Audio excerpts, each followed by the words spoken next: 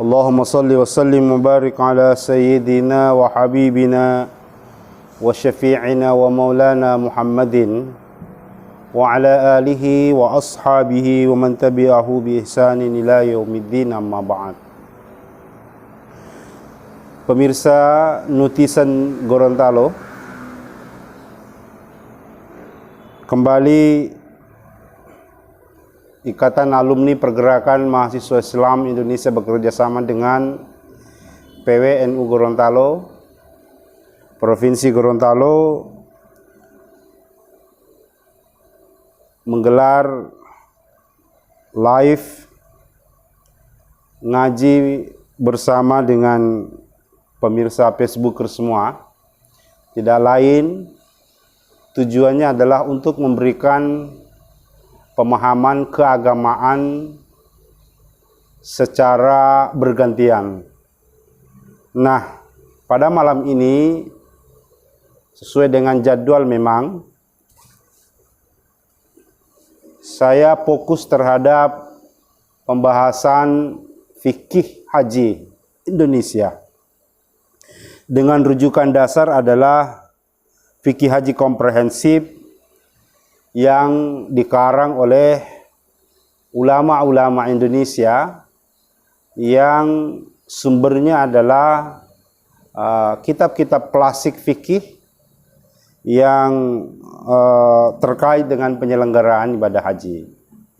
Namun sebagai kebiasaan kita sebelum melanjutkan kajian kita, saya mengajak kepada kita sekalian untuk mengirimkan Al-Fatihah kepada pendiri Nahdlatul Ulama Hadratus Syekh Kiai Haji Hasyim Asy'ari.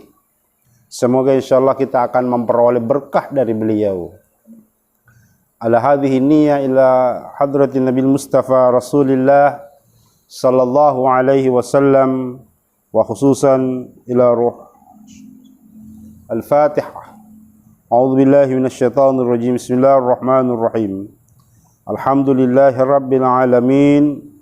Arrahmanir rahim. Maliki yaumiddin. Iyyaka na'budu wa iyyaka nasta'in. Ihdinas siratal mustaqim. Siratal ladzina an'amta 'alaihim ghairil maghdubi 'alaihim waladdallin. Amin. Pemirsa Facebooker yang dirahmati Allah Subhanahu wa taala, pada pembahasan kita malam hari ini terkait dengan salah satu wajib haji yang menjadi tolok ukur penyelenggaraan manasik haji kita, yaitu mabit di Mina dan melontar jamrah. Perlu saya sampaikan bahwa salah satu tempat yang paling crowded, yang paling krusial di dalam melaksanakan ibadah haji adalah di Arafah, di Muzdalifah, dan puncaknya itu adalah fi ayam tasyrik di Mina. Kenapa? Karena memang tumpuan pergerakan oleh seluruh umat Islam yang melaksanakan ibadah haji terfokus pada satu titik yang namanya titik sentral Mina. Kita tahu bersama bahwa Mina ini adalah tempat yang cukup kecil, tidak luas, tapi harus menampung sekian juta umat Islam dalam waktu 3-4 hari. Nah, disinilah memerlukan sebuah pemahaman mendasar bagi terutama calon jemaah haji. Apa itu mabit di Mina? Mabit di Mina secara bahasa, mabit itu bermakna adalah bermalam. Sedangkan menurut istilah adalah bermalam di Mina pada hari-hari tasyrik untuk memenuhi ketentuan manasik haji.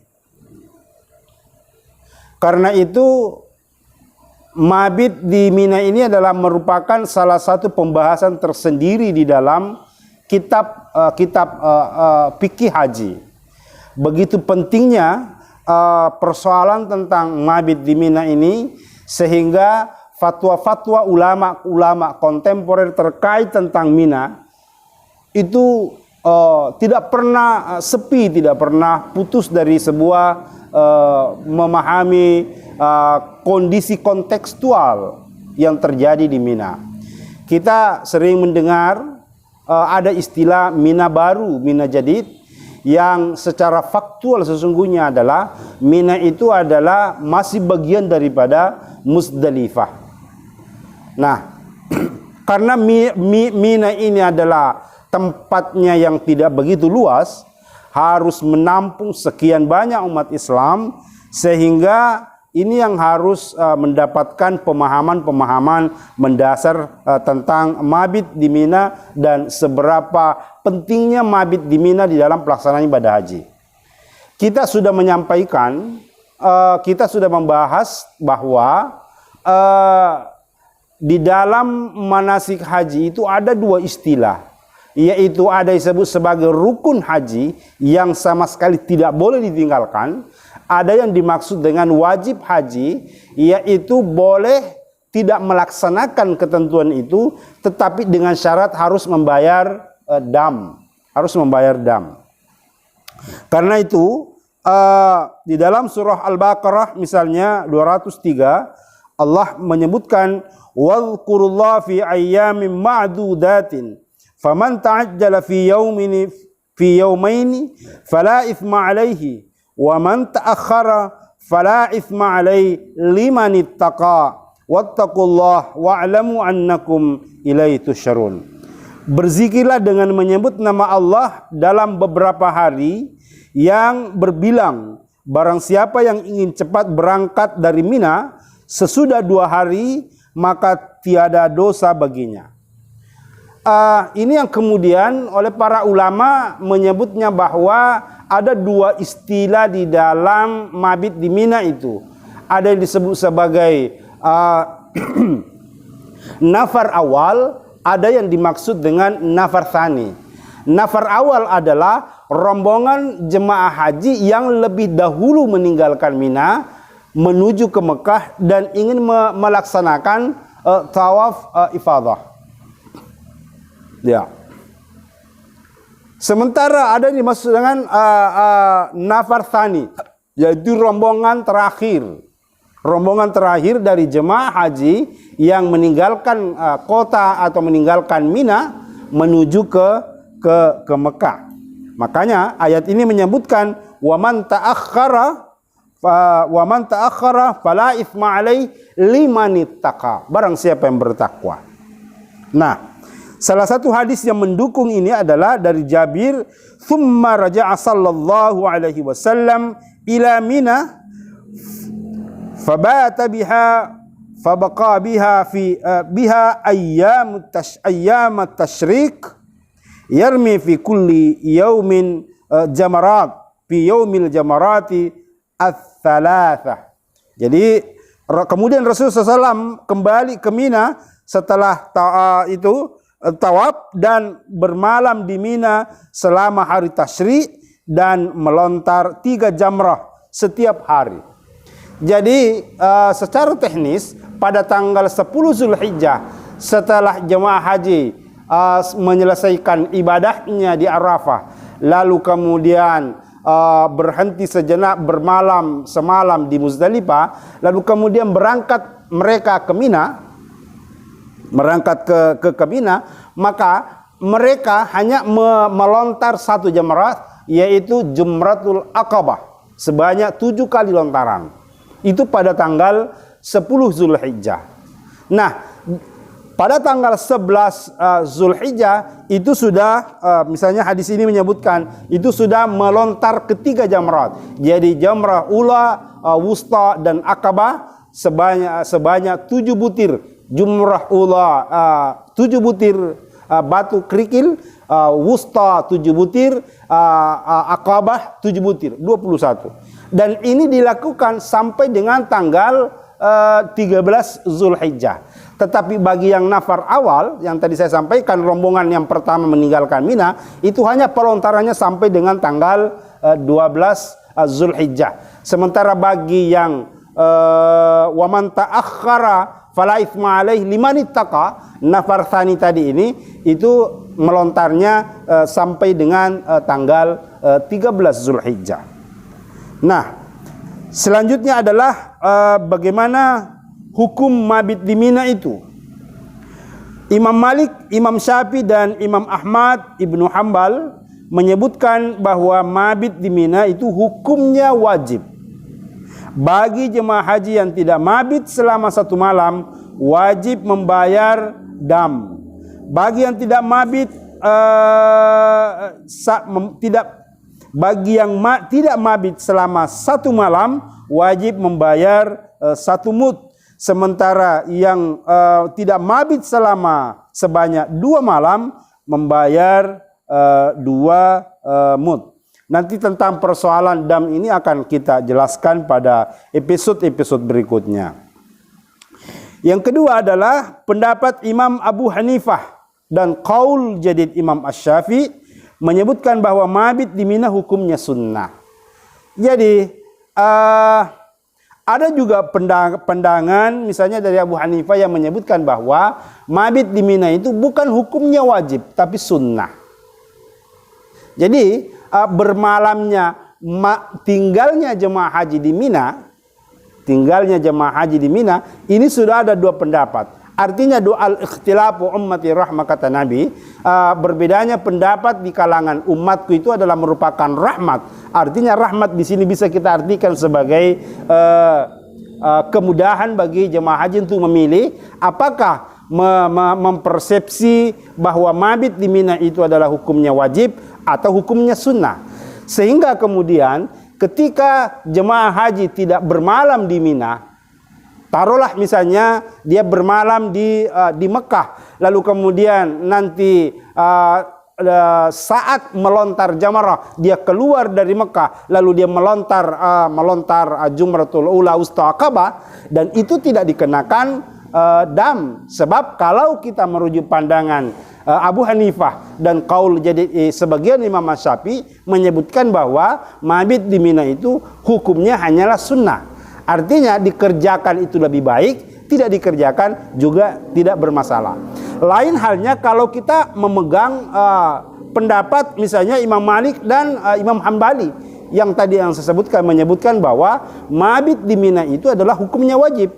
Sehingga kalau dia tidak bermalam di Mina, tidak menginap di Mina, itu ada ketentuan yang mengatakan bahwa karena dia melanggar wajib haji, maka baginya harus kena dam. Ini perbedaan.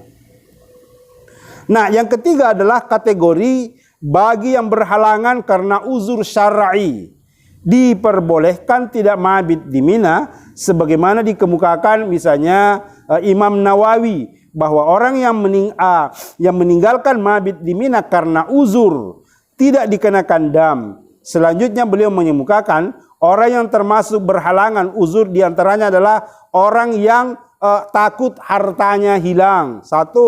Yang kedua, orang yang khawatir dirinya sakit, 2. Dan yang ketiga adalah orang yang sedang merawat atau menjaga orang sakit. Nah, disinilah petugas-petugas, pelayan-pelayan jemaah haji itu bisa menggunakan fatwa dari Imam An-Nawawi yang menyebutkan bahwa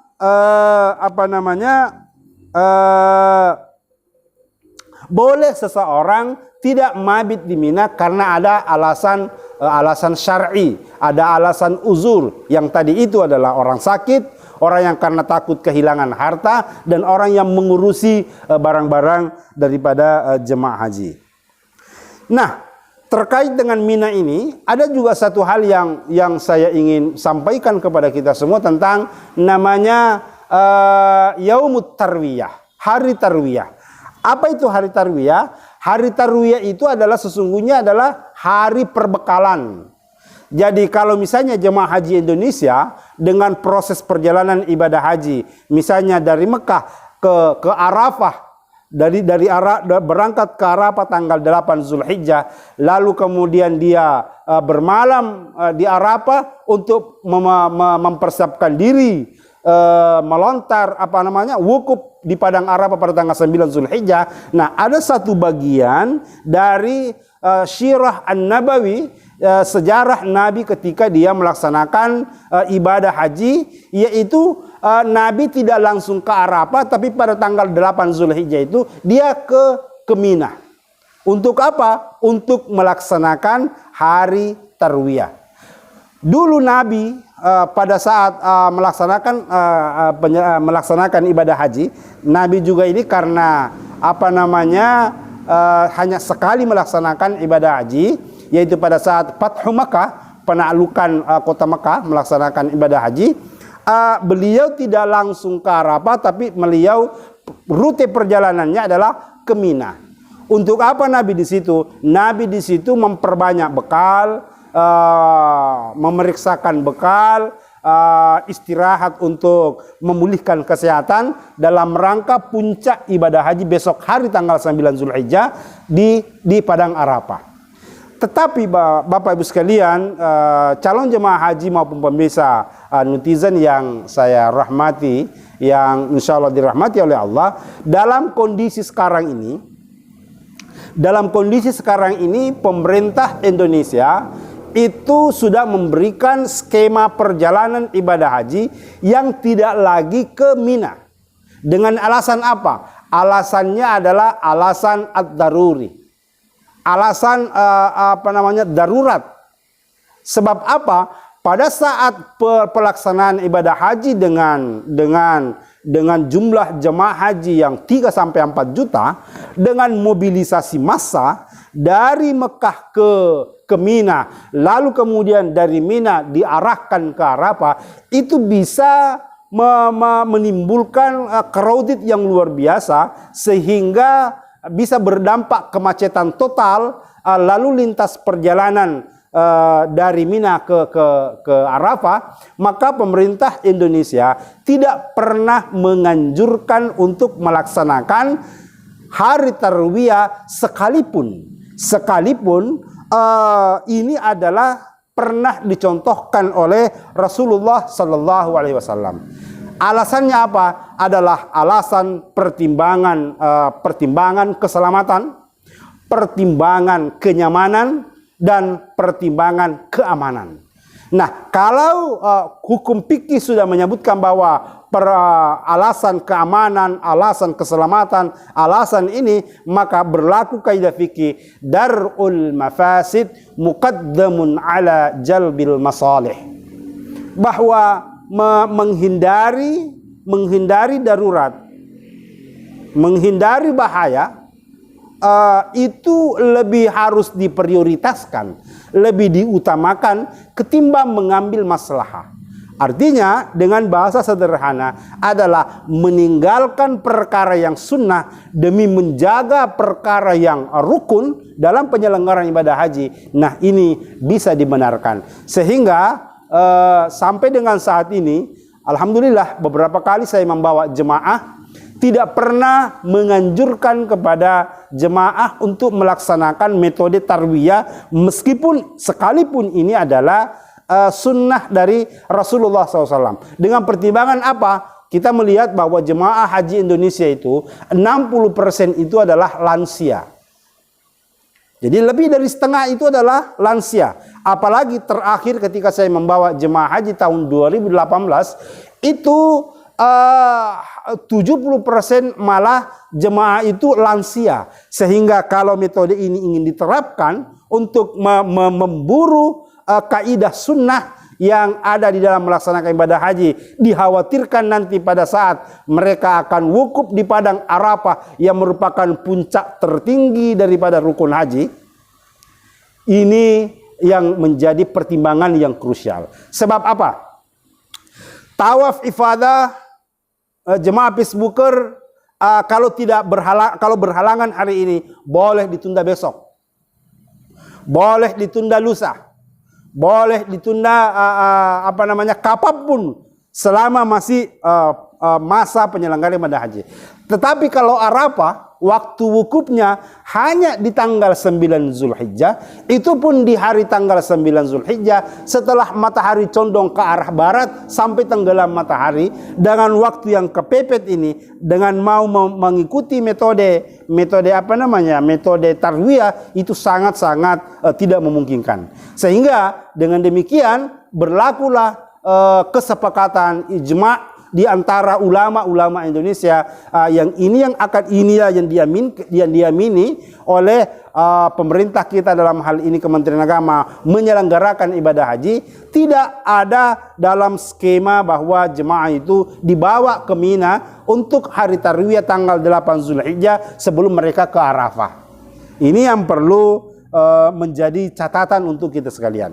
Sekalipun saya katakan, sekalipun memang ini dicontohkan oleh Nabi, sekalipun ini adalah salah satu bagian dari rute perjalanan Nabi.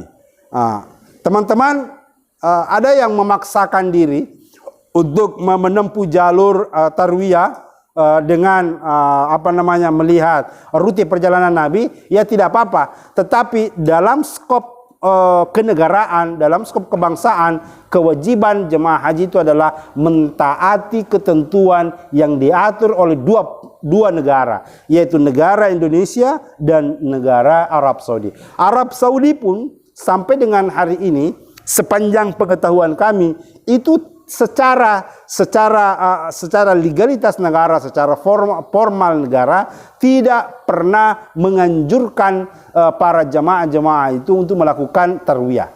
Tetapi memang dalam kenyataannya selalu saja ada 1, 2, 3 jemaah yang melakukan hari tarwiyah yang lepas atau terlepas dari rombongan besar.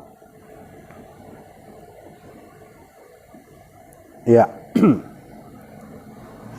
Bapak Ibu sekalian, yang selanjutnya adalah mabit di Mina di malam hari-hari tasyrik.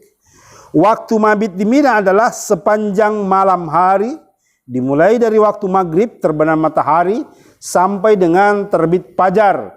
Akan tetapi kadar lamanya mabit wajib mendapatkan sebagian besar waktu malam.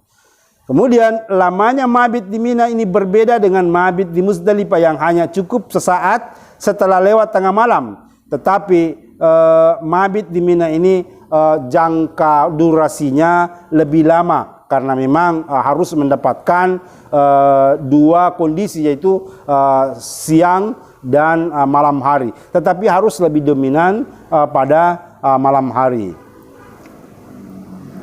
Kemudian seluruh wilayah Mina adalah masuk dalam batas perluasan sah untuk melaksanakan mabit.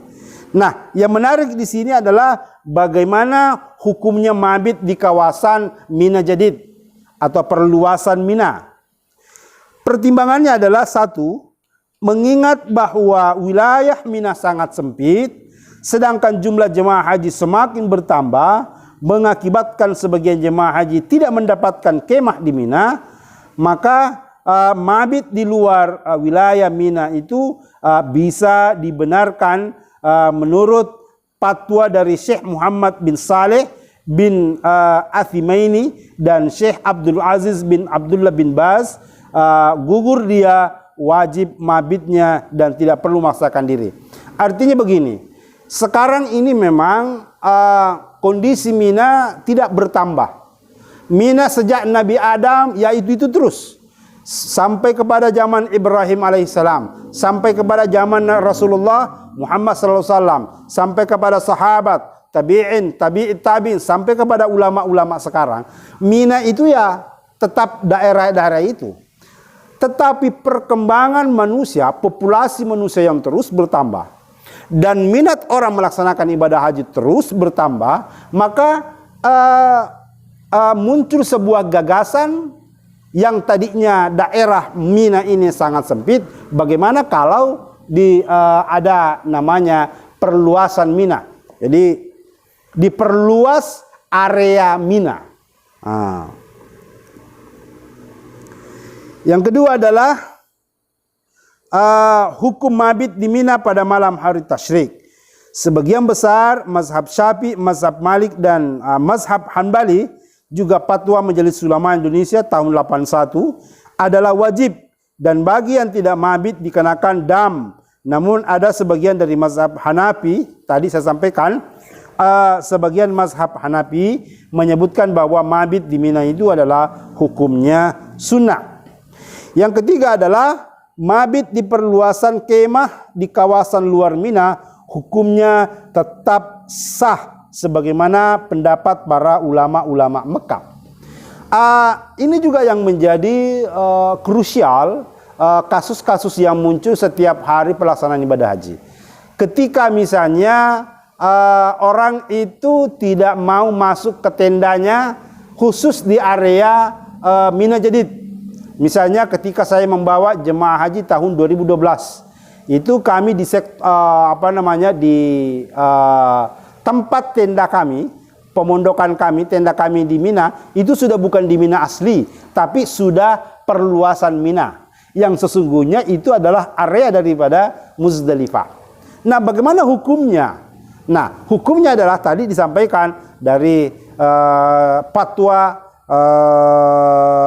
Bimbas yang menyebutkan bahwa karena kepadatan penduduk, kemudian area Mina tetap seperti itu, maka hukum melaksanakan mabit di luar di daerah perluasan Mina atau Mina Jadid itu sah untuk dilakukan. Dengan ketentuan, ulama menyebutkan ketentuannya adalah selain syarat yang pertama karena ruang lingkup di Mina kecil, kemudian yang kedua tendanya bersambung, maka itu bisa dibenarkan. Kemudian yang selanjutnya yang saya ingin sampaikan adalah tentang melontar. Tadi mabit sudah dibahas, mabit adalah bermalam di Mina. Sekarang adalah setelah kita mabit di Mina, bermalam di Mina, mulai dari tanggal 10, 11, 12, 13 Zulhijjah, apa yang dilakukan? Yang dilakukan adalah melontar jamrah. Jadi melontar jamrah pada hari nahar dan pada hari-hari tasyrik. Hari nahar itu adalah tanggal 10 Zulhijjah, sementara hari tasyrik adalah 11, 12 dan 13 Zulhijjah. Menurut bahasa, jamrah berasal dari kata jamarat yang berarti adalah al-hasa, kerikil. Sedangkan menurut istilah adalah kerikil yang dilontarkan para jemaah haji dalam melaksanakan haji di Mina pada 3 tempat lontaran, yaitu Jumratul Ula, Jumratul Wusta, dan Jumrah Aqabah. Jadi jumrah itu adalah kerikil yang dilemparkan atau yang dilontarkan oleh para jemaah haji pada tanggal 10, 11, 12, dan 13 Zulhijjah. Bagaimana hukumnya?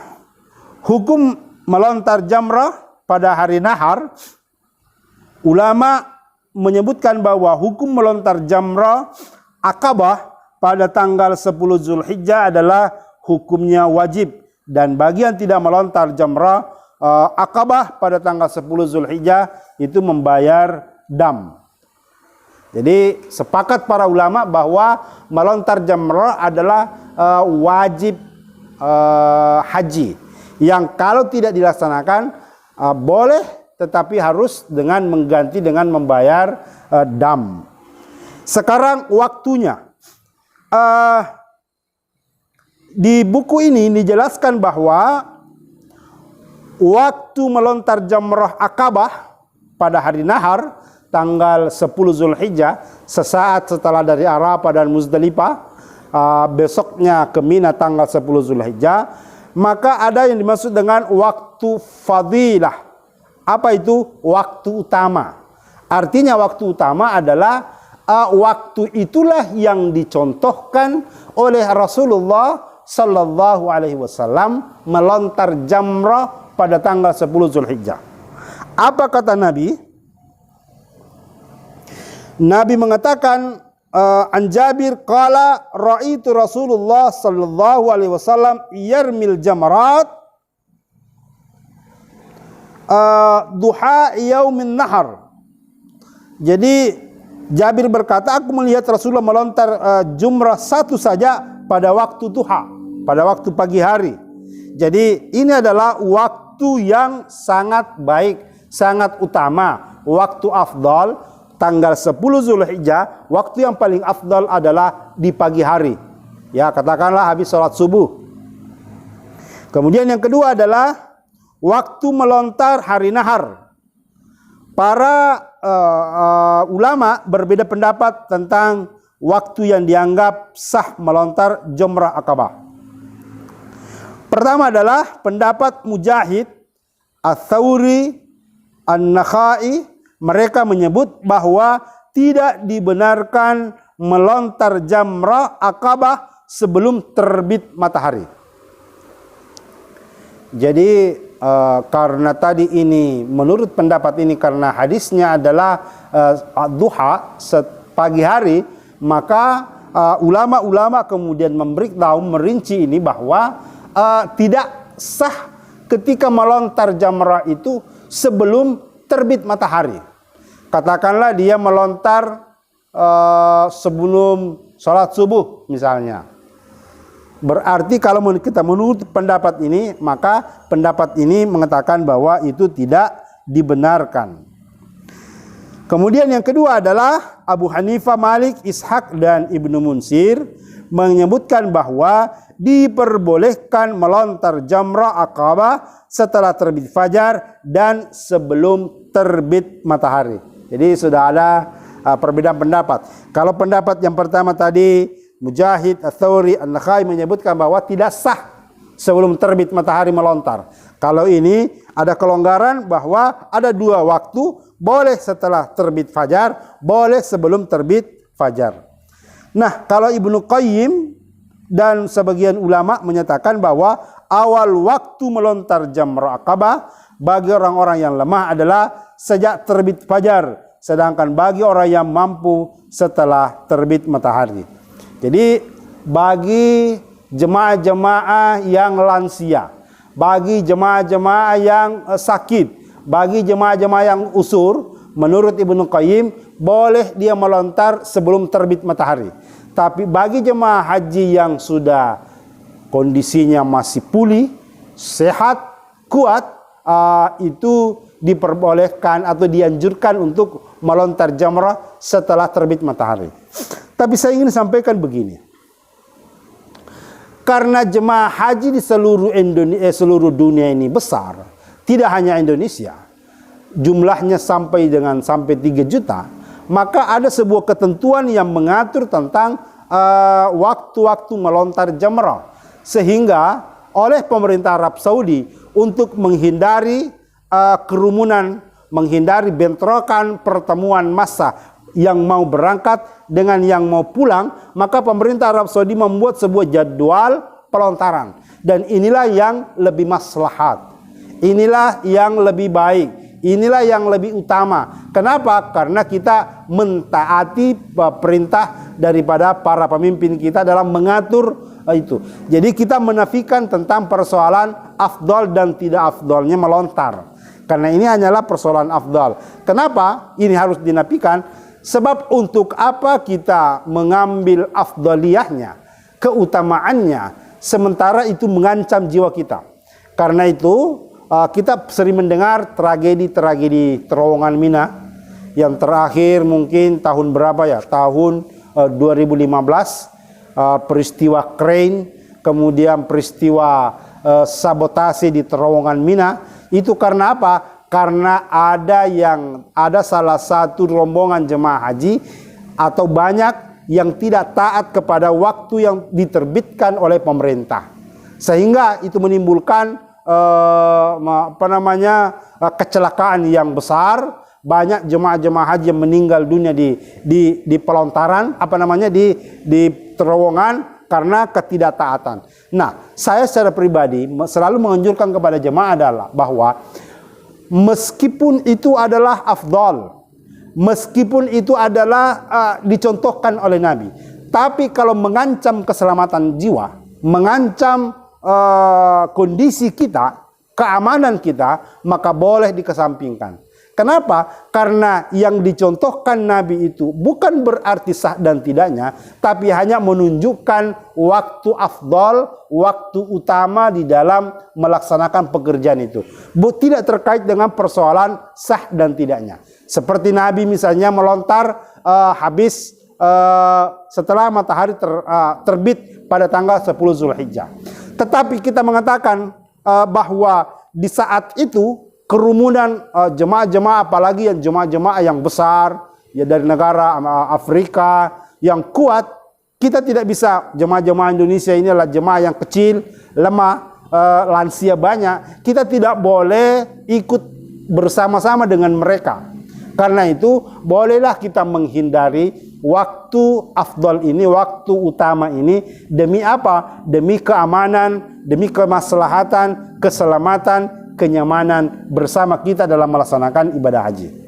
Dan itu lebih, bahkan saya mengatakan itu lebih afdal karena terkait dengan pertama kita taat kepada pemimpin, yang kedua adalah kita menjaga pertimbangan kemaslahatan diri sendiri maupun orang-orang di sekitar kita. Yang berikut adalah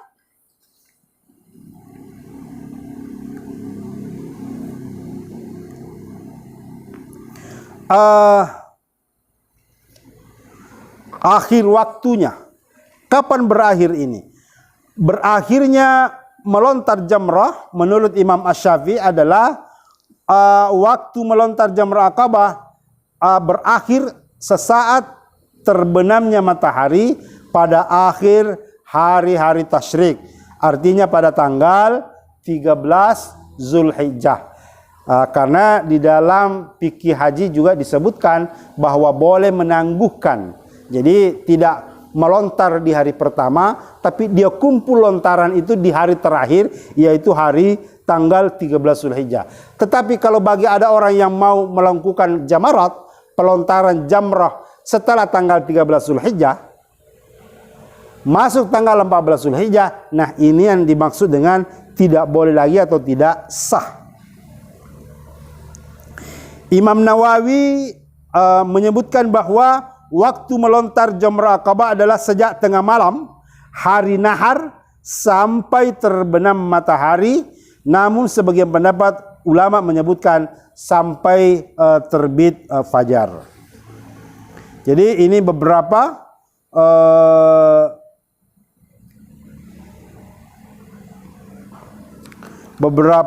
pandangan-pandangan ulama tentang melontar. Kemudian yang berikut yang saya ingin sampaikan adalah tata cara melontar. Pertama adalah dilakukan berurutan secara sempurna, yaitu melontar jumrah Aqabah untuk lontaran tanggal 10 Zulhijjah, kemudian kembali lagi jumrah ula wusta Aqabah untuk lontaran tanggal 11 Zulhijjah, demikian juga pada tanggal 12 dan 13 Zulhijjah. Jadi berurutan, tidak boleh tidak berurutan. Misalnya jemaah melontar ke Aqabah, lalu kemudian ke Ula, lalu kemudian ke Wusta. Jadi harus lontarannya itu tertib, Ula, Wusta, Aqabah, tanggal 11 Zulhijjah. Kemudian jika seseorang menjamak lontaran, ada dua cara, yaitu melontar semua jumrah untuk hari yang bersangkutan. Artinya begini, karena sesuatu hal jemaah itu boleh mentakhirkan lontaran. Belum sempat di tanggal 11 Zulhijjah, nanti dia mentakhirkan lontaran di tanggal 13 Zulhijjah. Lalu kemudian caranya adalah melontar dulu untuk 7 butir di Ula, 7 butir di Wusta, 7 butir kerikil di Aqabah untuk tanggal 11 Zulhijjah. Lalu kemudian kembali lagi ke Ula 7, Usta 7, Aqabah 7, lalu kemudian ke-13 7, 7, 7. Tidak kemudian sekaligus ditakhirkan misalnya karena 3 kali diula, langsung 7 kali 3, langsung 21 dilontar. Tidak seperti itu. Ini yang dimaksudkan adalah tidak boleh menjamak dengan model seperti itu. Yang terakhir adalah tentang mewakilkan melontar jumrah. Tauqi lontar memang dikenal di dalam penyelenggaraan ibadah haji khusus tentang pelontaran. Artinya ketika ada jemaah yang tidak lagi sanggup untuk melakukan perjalanan dari tenda ke Jamarat, maka dia boleh mewakilkan kepada orang lain yang lebih kuat. Dengan catatan, orang yang diberikan amanah untuk melakukan lontaran itu melontar untuk dirinya sendiri, lalu kemudian melontarkan untuk orang lain yang dia wakilkan. Itu boleh. Sama dengan urutannya tadi, ula, usta, akabah untuk dirinya, lalu kemudian untuk orang lain, ula, usta, akabah. Jadi seperti itu. Jemaah sekalian yang dirahmati Allah, sekira inilah pembahasan tentang mabit dan melontar jamrah pada pembahasan malam hari ini. Dan alhamdulillah, kalau kita berbicara tentang skema tahapan perjalanan ibadah haji, memang perjalanan ibadah haji itu sampai di titik Mina. Jadi di titik miqat, lalu kemudian ke Mekah, lalu kemudian ke Arafah, lalu kemudian ke Muzdalifah, titik akhirnya itu ada di Mina. Sehingga pembahasan tentang manasik ini dianggap sudah selesai tentang persoalan skema perjalanan ibadah haji berakhirnya di Mina. Dan insya Allah pada pertemuan berikut kita akan menjelaskan tentang sub-sub bab dari buku ini, tentang persoalan tahallul, persoalan nafar, persoalan dam dan sebagainya. Mudah-mudahan insya Allah memberikan taufik hidayah, keselamatan, kemudahan, terutama kesehatan. Insya Allah mudah-mudahan kita dipertemukan di kali berikut untuk pembahasan yang lebih lanjut. Sebelum saya tutup, saya ingin menyampaikan secara pribadi dan juga selaku pengisi acara di Nutizen Gorontalo menyampaikan selamat merayakan Isra Mi'raj Nabi besar Muhammad sallallahu alaihi wasallam tahun 1442 Hijriah. Mudah-mudahan insyaallah kita semua bisa mengambil intisari, mengambil iktibar dari sebuah momentum yang besar, perjalanan sejarah yang tiada bandingnya sampai dengan hari ini, di mana Nabi melakukan perjalanan yang spektakuler, bahkan sampai ke Sidratil Muntaha, ketemu dengan Tuhan, bercakap-cakap dengan Tuhan, lalu kemudian menerima perintah untuk melaksanakan ibadah salat. Jadi saudara-saudara kaum muslimin yang melakukan peringatan Isra Mi'raj baik secara nasional maupun secara budaya yang kita kenal di Gorontalo dengan istilah Meraji, itu perlu dilestarikan, perlu dikembangkan, karena agama tanpa budaya, kata Gus Dur, itu adalah beragama yang hampa. Karena itu Nahdlatul Ulama mengambil prinsip al-muhafadzah ala qadimus salih wal akhul bijadidil aslah. Artinya memelihara tradisi-tradisi sebelumnya yang baik, tetapi mengambil